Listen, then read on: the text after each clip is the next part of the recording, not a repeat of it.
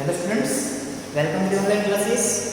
अभी हम हमारा जो यूनिट नंबर 3 है ट्रिगोनोमेट्रिक फंक्शंस वो स्टडी कर रहे हैं, जिसमें मैंने आपको बताया था कि पिछली बार हमने जो इक्वेशंस लिए हैं, कौन-कौन से इक्वेशन लिए थे, how we can find the principal solution of a trigonometric function and general solution of trigonometric function.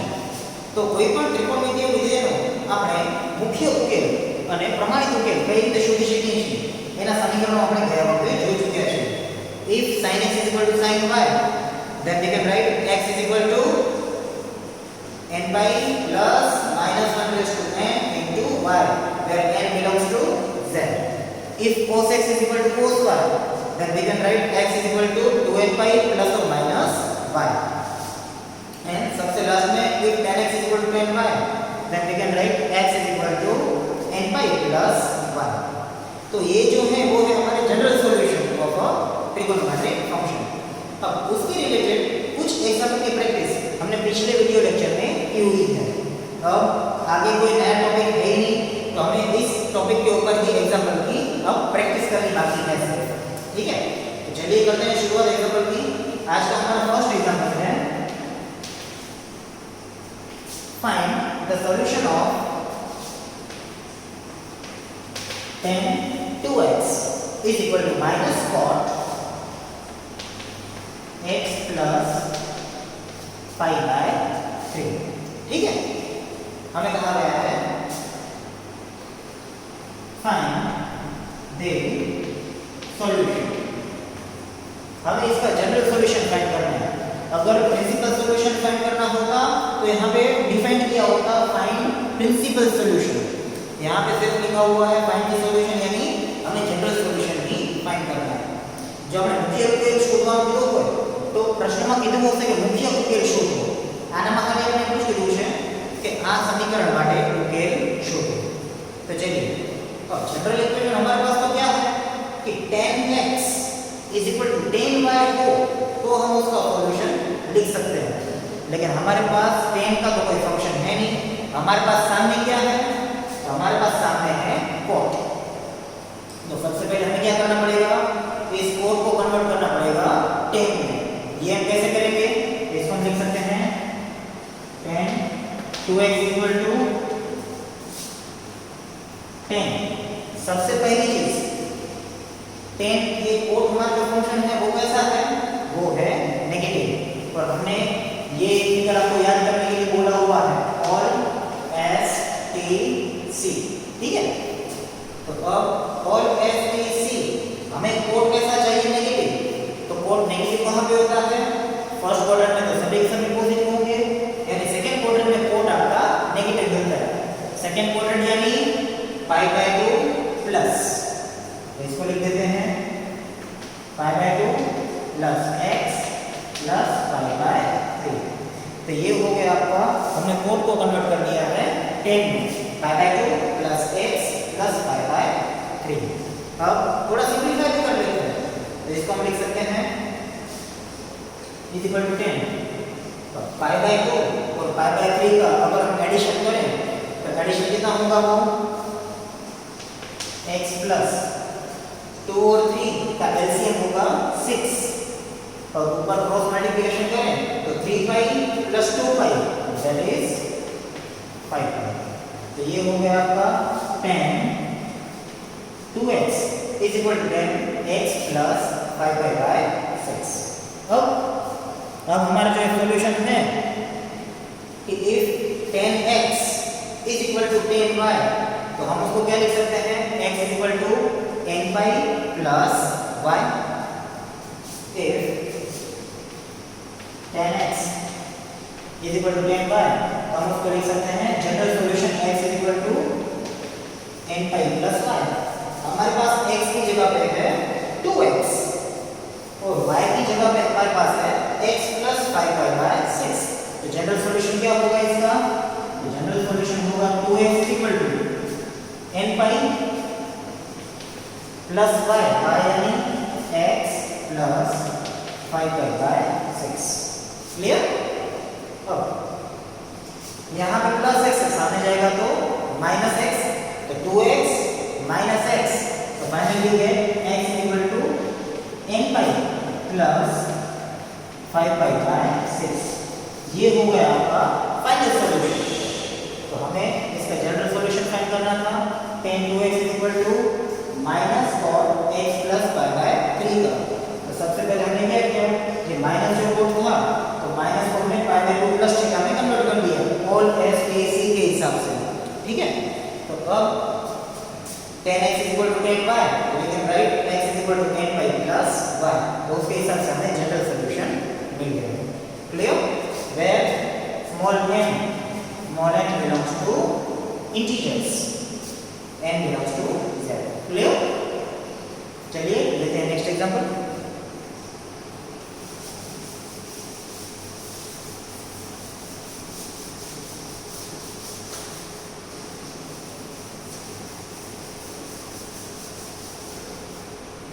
हमारा नेक्स्ट एग्जांपल है सॉल्व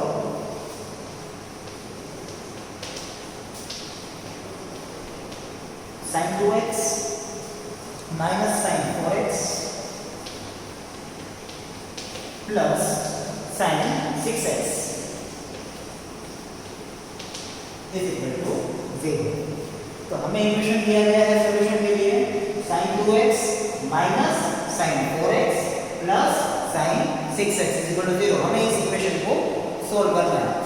इक्वेशन सोल्व करना है यानी कि वेरिएबल की वैल्यू फाइंड करनी है। हमारे पास वेरिएबल है x, तो हमें x की वैल्यू फाइंड करनी है। तो सबसे पहले जो इक्वेशन है उसको थोड़ा बहुत रीअरेंज करते हैं, पद ली फिर कुछ नहीं करिए पूरी। तो sin 6x को मैं सबसे पहले लिख लेता हूँ। ठीक है, इसको मैं लिख सकता हूँ sin 6x सबसे पहले, फिर sin 2x plus sin 2x minus sin 4x is equal to 0। चलिए sin 6x plus sin 2x minus sin 4x is equal to 0। अब यहाँ पे हम लगाते हैं हमारा फॉर्मूला sin plus sin। तो sin plus sin को लिख सकते हैं 2 sin cos। तो ये हो जाएगा आपका 2 sin cos। sin में क्या आएगा? दोनों का एडिशन डिवाइडेड बाय 2। cos में दोनों का सब्ट्रैक्शन डिवाइडेड बाय 2। तो चलिए एडिशन बाय 2 करते हैं। तो 6x plus 2x 8x by 2 we get 4x। और cos में सब्ट्रैक्शन तो 6x minus 2x 4x by 2 यानी 2x minus sin 4x is equal to 0। अब जो पहला टर्म है हमारे पास वो है 2 sin 4x cos 2x minus दूसरा टर्म है sin 2x। तो इन दोनों टर्म में से अगर आप चाहें तो sin 4x को कॉमन ले सकते हो।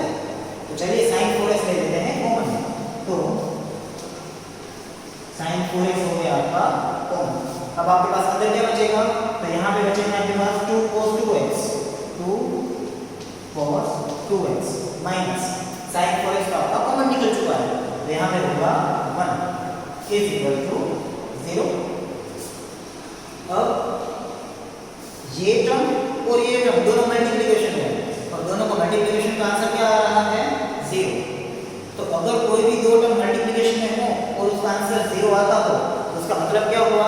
दोनों में से कोई एक नंबर आपका 0 होना चाहिए, तो ही मल्टीप्लिकेशन का आंसर आपका 0 आएगा।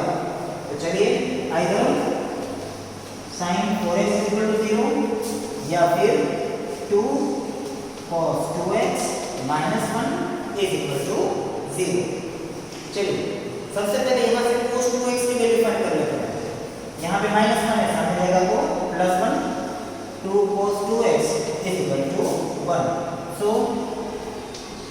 cos 2x is equal to 2 सामने दे देते हैं डिवीजन में 1/2।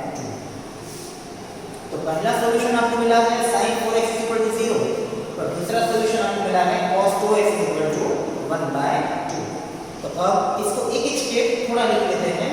तो sin 4x is equal to 0 को लिख सकते हैं sin 4x is equal to sin की वैल्यू 0 कब आती है? sin 0 की वैल्यू sin 0 लिख सकते हो। तो ये इक्वेशन कैसा हो गया? sin x is equal to sin y जैसा। x की जगह पे 4x है और y की जगह पे 0। और यहाँ पे बात करें तो cos 2x इक्वल 1/2 को लिख सकते हैं cos 2x is equal to cos π/3, क्योंकि cos π/3 की वैल्यू मिलती है 1/2। तो ये हो गया आपका cos x is equal to cos y जैसा फंक्शन। तो अब दोनों इक्वेशन आपको पता है sin और cos दोनों में जनरल सॉल्यूशन किस तरीके से फाइंड किया जाता है। सबसे पहले बात करें sin 4x के लिए, तो sin 4x में if sin x is equal to sin y, then we can write x is equal to n pi plus or minus n pi plus minus 1 raised to n into y। x is equal to n pi plus minus 1 raised to n into y, y यानी 0। तो 0 के multiple में कुछ भी हो उसका answer 0 ही हो जाएगा, यानी कि 4x is equal to n pi, तो x की वैल्यू n pi by 4। हमें पहला सॉल्यूशन मिला है x is equal to n pi by 4, where n is a integer, n belongs to z, हम लिख सकते हैं। क्लियर? चलिए, ये तो हमें एक वैल्यू मिली है। हमारे पास दूसरा सॉल्यूशन भी है cos 2x is equal to cos π/3। if cos x is equal to cos y, तो हम क्या लिख सकते हैं उसको, if cos x is equal to cos y, then we can write general solution x is equal to 2n pi plus or minus y। तो x is equal to x की जगह हमारे पास है 2x is equal to 2n pi plus or minus y, y यानी π/3। चलिए, अब हमें तो x की वैल्यू चाहिए, तो यहाँ पे 2 मल्टीप्लिकेशन है। अगर x में फाइंड करना है तो पूरे इक्वेशन को 2 से डिवाइड करना पड़ेगा। अब 2 सामने डिवीजन में लेके जाएं, x is equal to 2n pi upon 2, that is n pi plus or minus π/3 by 2, we get π/6।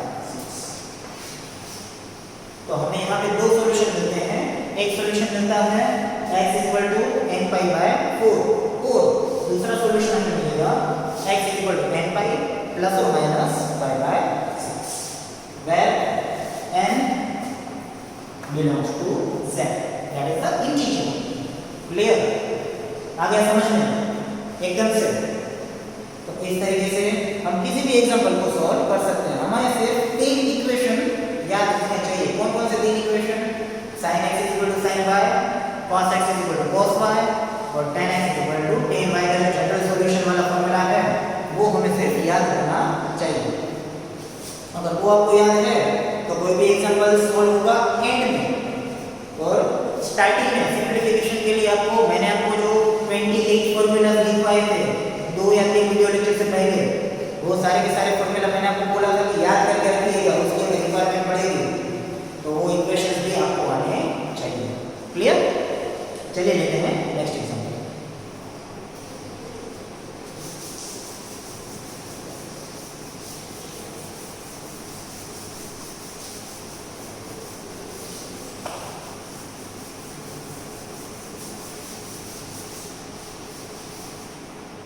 Next example is solve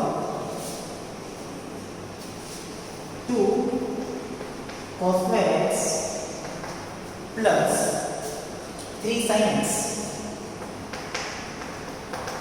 is equal to 0. Solve 2 cos square x plus 3 sin x is equal to 0. तो अब equation solve तो करें, लेकिन पिछले वाला example में क्या था, cos प्लस cos या sin प्लस sin जैसा कुछ मिल गया था। यहाँ पर तो ऐसा कुछ अवेलेबल नहीं है। तो एक काम करते हैं, आइदर पूरे इक्वेशन को sin में कन्वर्ट कर देते हैं या फिर पूरे इक्वेशन को cos में कन्वर्ट कर देते हैं। तो हमने 3 यूनिवर्सल ट्रूथ पढ़े हुए हैं, 3 सनातन सत्य आपने पढ़े हैं, जिसमें સૌથી પહેલું છે તો sin square x plus cos square x is equal to 1। तो हमारा जो सबसे पहला यूनिवर्सल ट्रूथ है उसमें से हम cos स्क्वायर को sin स्क्वायर में कन्वर्ट कर सकते हैं। sin square plus cos square is equal to 1, तो cos square x is equal to, यहाँ पे हम लिख सकते हैं 1 माइनस sin स्क्वायर x। चलिए लिखते हैं, तो 2 cos स्क्वायर x की जगह पे लिख देता हूँ 1 minus sin square x plus 3 sin x is equal to 0। अब सिंप्लीफाई करते हैं थोड़ा सा, तो 2 into 1 2 minus 2 sin square x plus 3 sin x is equal to 0। अब हम क्या करना चाहते हैं कि जनरली sin स्क्वायर वाला टर्म है वो हमें पॉजिटिव चाहिए, तो काम करते हैं पूरे के पूरे इक्वेशन में से माइनस की साइन कॉमन ले लेते हैं, तो उसको दे देते हैं 0। लेफ्ट साइड से माइनस की साइन कॉमन लेके 0 को दे देते हैं, तो क्या हो जाएगा, तो ये आपका हो जाएगा 2 sin स्क्वायर x, ये हो जाएगा माइनस 3 sin x, और ये भी हो जाएगा माइनस 2 इज इक्वल टू 0। चलिए अब ये आपका क्वाड्रेटिक इक्वेशन हो चुका है, द्विघात समीकरण जो है इक्वेशन। अब इसका सॉल्यूशन हमें आता है, यहाँ पे वेरिएबल क्या है sin x, ठीक है। अब 2 into 2 दैट इज 4, तो 4 के ऐसे फैक्टर निकालिए जिसका सबट्रैक्शन -3 आता हो, तो -4 प्लस 1 यानी -3, इसके मिडिल टर्म को लिख सकते हैं 2 sin square x -4 sin x प्लस sin x -2 is equal to 0। अब पहले दो टर्म में से कुछ कॉमन निकालिए, फिर बाद के दो टर्म में से कुछ कॉमन निकालिए, तो पहले दो टर्म में से हम कॉमन क्या ले सकते हैं 2 sin x ले लेते हैं कॉमन, तो 2 sin x अगर कॉमन ले लें तो अंदर क्या बचेगा sin x -2, यहाँ पे कुछ कॉमन नहीं निकलेगा तो 1 अंदर बचेगा sin x -2 is equal to 0। तो आपके फैक्टर क्या बनेंगे, पहला ब्रैकेट बनेगा sin x -2 और दूसरा बनेगा 2 sin x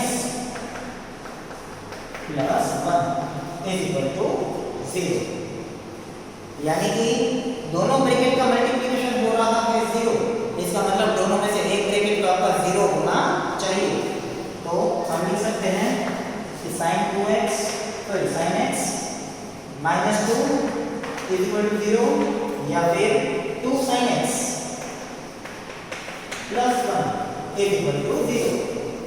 -2 सामने भेज दें, sin x is equal to 2, और यहाँ पे sin x की वैल्यू फाइंड करनी है, तो 2 sin x प्लस 1 सामने जाएगा तो -1, तो sin x is equal to -1/2। अब ये आपका इक्वेशन हो गया, sin x is equal to sin y, sin x is equal to sin y जैसा। अब sin x is equal to sin y जैसा हमें करना है, तो sin x की वैल्यू 2 कब मिलेगी आपको, तो हमें पता है sin की रेंज -1 से लेके 1 तक ही होती है, sin की वैल्यू 2 तो आपको कभी नहीं मिलेगी, यानी ये चीज तो पॉसिबल ही नहीं है। तो अब आपके पास क्या बचा है, तो अब आपके पास बचा है sin x इक्वल टू -1/2। अब sin x इक्वल टू -1/2 को क्या लिख सकते हैं, sin x equal to sin, अगर -2 थोड़ी देर के लिए भूल जाओ तो ये क्या है 1/2, तो sin की वैल्यू 1/2 आपको कहाँ पे मिलेगी, तो sin की वैल्यू आपको 1/2 मिलेगी π/6 पे, तो π/6, लेकिन sin का आंसर कैसा आ रहा है नेगेटिव, तो ऑल एस टी सी के हिसाब से sin आपको नेगेटिव कहाँ पे मिलेगा, थर्ड क्वाड्रेंट में, तो थर्ड क्वाड्रेंट यानी π प्लस थीटा, तो इसको लिख सकते हैं π प्लस π/6। ये माइनस जो है उसके लिए हमें क्या है π प्लस, तो 1/2 से कब मिलता है, तो sin π/6 पे। अब इसको थोड़ा सा सिंपलीफाई करते हैं, इसको लिख सकते हैं sin x is equal to sin 6π plus π 7π/6। अब हो गया आपका equation sin x is equal to sin y जैसा, y की जगह पे हमारे पास है 7π/6। तो अगर हमारे पास sin x is equal to sin y हो तो उसका जनरल सॉल्यूशन हम क्या लिख सकते हैं, x is equal to n plus -1 raise to n into y 7π/6 6। Clear? अब इसको और कुछ सिंपलीफाई नहीं कर सकते, ये हो गया हमारा final answer. x is equal to n pi plus minus 1 raised to n into 7 pi by 6, where n belongs to integers। n क्या है आपका? n belongs to z। Clear? आगे समझने किस तरीके से किया है। यहाँ पे sin x इक्वल टू पे हम प्रूव है, ये कैंसिल कर दिया। क्यों? क्योंकि sin की जो रेंज है विस्तार ये -1 की एक नोट है, तो sin में कभी भी वैल्यू ऑफ की ट्रू तो आने वाली ही नहीं है, तो ये तो आपका सॉल्यूशन हो ही नहीं सकता। इसलिए हमने सिर्फ इसको आगे बढ़ाया और हमें एक जनरल सॉल्यूशन मिल गया। क्लियर?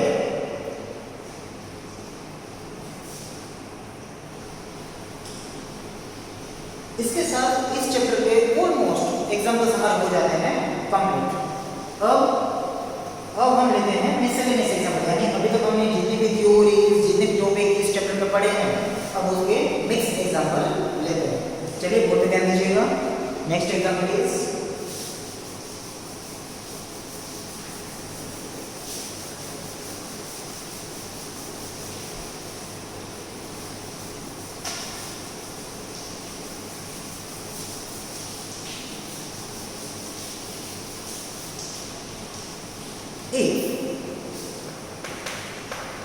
sin x उसकी वैल्यू आपको दी गई है 3/5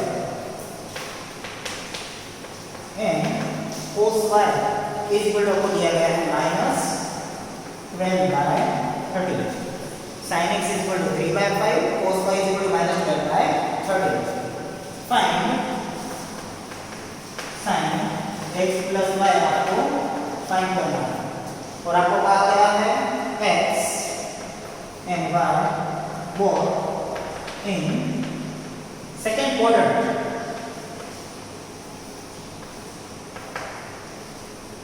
આપણે sin x અને cos y ની કિંમત આપી છે, sin x plus y ની કિંમત શોધવાની છે અને સાથે સાથે જણાવ્યું છે કે x અને y બંને શેમાં છે, તો x અને y બંને બીજા ચરણની અંદર છે। તો चलिए करते हैं सबसे पहले स्टार्ट। तो sin x plus y हमें फाइंड करना है, तो ये इसका खुद का एक इक्वेशन है sin x plus y का। क्या है वो इक्वेशन? तो sin x plus y का इक्वेशन होता है sin x cos y plus cos x sin y। sin x plus y को लिख सकते हैं sin x cos y plus cos x sin y। हमें ये चार चीजों की जरूरत पड़ेगी, sin x cos y cos x sin y। हमारे पास क्या क्या अवेलेबल है अभी? तो sin x हमारे पास अवेलेबल है, cos y तो वो भी हमारे पास अवेलेबल है, cos x वो हमारे पास नहीं है और sin y तो वो भी हमारे पास अवेलेबल नहीं है। तो अब हमारा टारगेट क्या होगा? पहला टारगेट है हमें cos x और sin y की वैल्यू फाइंड करनी है, बाद में हम इस इक्वेशन में वैल्यू अप्लाई कर सकते हैं। तो सबसे पहले cos x और sin y की वैल्यू फाइंड कर लेते हैं। चलिए करते हैं स्टार्ट। सबसे पहले मैं बात करूं cos x की, तो यूजिंग हमारा जो फर्स्ट यूनिवर्सल ट्रूथ है sin square plus cos square is equal to 1, तो उसके ऊपर से cos स्क्वायर मिल जाएगा। cos square x is equal to 1 minus sin square x। तो cos x is equal to दोनों तरफ स्क्वायर रूट ले लेते हैं, under root 1 minus sin square x, अंडर रूट 1 माइनस sin x का स्क्वायर लेना है, sin x की वैल्यू है 3/5, तो 3 का स्क्वायर 9, तो 5 का स्क्वायर 25। इसको सिंपलीफाई करेंगे तो 25 माइनस 9 यानी 16 अपॉन 25। तो cos x का आंसर मिलेगा आपको 4/5। अब ये प्लस और माइनस दोनों हो सकता है क्योंकि हम तो स्क्वायर रूट ले रहे हैं, तो 16 का स्क्वायर रूट 4 और 25 का 5। लेकिन दोनों वैल्यू कंसीडर नहीं कर सकते प्लस और माइनस, तो आइदर प्लस या माइनस हमें एक सिलेक्ट करनी है। तो फंक्शन है हमारा x, x कौन से क्वाड्रेंट में है? सेकंड क्वाड्रेंट में। तो सेकंड क्वाड्रेंट में ऑल एस टी सी, तो सेकंड क्वाड्रेंट में cos फंक्शन कैसा होता है? नेगेटिव। तो इसकी वैल्यू फाइनली हमें मिलेगी cos x इक्वल टू चलो cos x हमें फाइंड करना था, वो हमें मिल चुका है, उसकी वैल्यू हमें मिली है -4/5। अब हमारा नेक्स्ट टारगेट क्या है? तो हमारा नेक्स्ट टारगेट है sin y। तो अगेन सेम sin y के लिए शुरुआत करें तो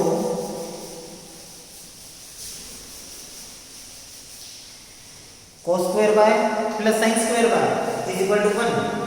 तो sin y अगर फाइंड करना है तो हम लिख सकते हैं sin square y is equal to 1 minus cos square y।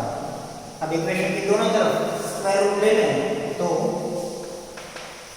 sin y is equal to under root 1 minus cos square y, under root 1 minus cos y का स्क्वायर। तो cos y अगर माइनस का स्क्वायर तो plus ही होगा, तो 12 का square 144 upon 13 का स्क्वायर 169। चलिए अब करते हैं simplify. 169 minus 154 that is 25 divided by 169। अब स्क्वायर रूट ले लें तो sin y का आंसर प्लस और माइनस 25 का स्क्वायर रूट 5 अपॉन 169 का स्क्वायर रूट 13। अब sin की दोनों वैल्यू तो हम कंसीडर कर नहीं सकते प्लस और माइनस, हमें तो कोई एक वैल्यू लेनी है। तो ये फंक्शन है आपका y का, y is in second quadrant. तो सेकंड क्वाड्रेंट के अंदर साइन कैसा होता है? पॉजिटिव। तो इसका आंसर भी हम कंसीडर करेंगे पॉजिटिव। तो finally sin y is equal to 5/30। चलिए तो sin y की वैल्यू हमने फाइंड कर ली है और वो हमें मिली है 5/30। तो cos x sin y दोनों मिल गए, sin x और cos y तो क्वेश्चन के अंदर ही थे। अब फाइनली हम इक्वेशन फाइंड कर सकते हैं sin x प्लस y, जो हमें फाइंड करना है। क्लियर? चलिए अब आ जाते हैं सबसे लास्ट पोर्शन में।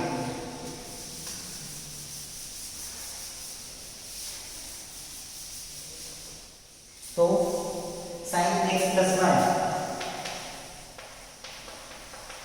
उसको हम लिख सकते हैं sin x cos y plus cos x into sin y। तो sin x की वैल्यू वो हमारे पास है 3/5 cos y minus 12/13 plus cos x minus 4/5 sin y 5/13। Simplify करें तो 13 into 5 65, 3 into -12 -36 प्लस माइनस का मल्टीप्लिकेशन अगेन माइनस, नीचे 13 into 5 65, 4 into 5 20 -36 -20 we get -56 upon 60। तो हमें sin x प्लस y की वैल्यू फाइंड करनी थी, तो sin x प्लस y की वैल्यू हमें मिलेगी -56 अपॉन 65। क्लियर? आगे समझ में? ओके, तो आज के वीडियो लेक्चर में यहाँ तक करते हैं। नेक्स्ट वीडियो लेक्चर में और भी एग्जाम्पल की प्रैक्टिस करेंगे, लेकिन इस चैप्टर के मोस्ट ऑफ टॉपिक तो हमारे खत्म हो गए हैं, अब सिर्फ प्रैक्टिस ही बाकी है। तो आज का आपका होमवर्क है इस चैप्टर के जितने भी एग्जाम्पल्स आपके टेक्स्ट बुक के अंदर दिए गए हैं बाकी के, इसकी आप प्रैक्टिस कीजिए। और अगर कोई एग्जाम्पल आपको समझ में ना आता हो या फिर आपको कोई डाउट हो, आप हमें पूछ सकते हैं।